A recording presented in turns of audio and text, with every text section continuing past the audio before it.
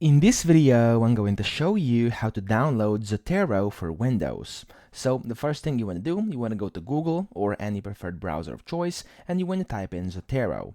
Here, go to the first link, which is going to be zotero.org, and then click on that.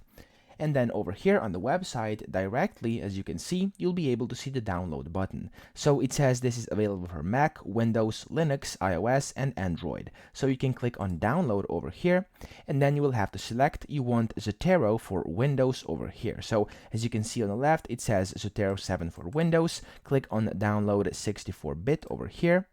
Of course, if you want a different version, you can also click down here, and as you can see, there's going to be Zotero 7, Zotero 6, and you just want to look for the Windows one. So here it says Windows, and then you can see the 64-bit installer. However, if you have a 32-bit system, you will have to select this one, so the 32-bit or the 64-bit, and then you can do either the installer, or you can also download the zip folder, so you'll of course be able to then unzip it and then start using Zotero. So that's the first part you should do. Then after this will download to your computer. You want to open up your downloads folder, and then inside the downloads folder, you'll be able to see your Zotero. Now here you want to double click this setup, and then it's going to start loading. It's going to start extracting just like this.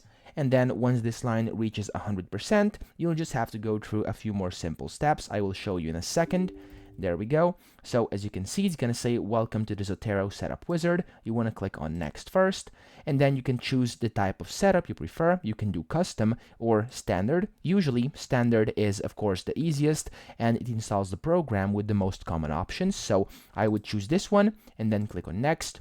And then here it will install to this location. Just click on install, and then it's going to say installing Zotero, and then that's pretty much it. As you can see, this has now been installed to our computer. If you want to launch it right away, make sure the check mark is blue over here, and then click on finish, and it's going to open it. But if you don't want to use it right now, you can just uncheck this, and then you can open it up later. So that's pretty much it. I hope this video helped you out. If it did, please subscribe to the channel and help me out as well.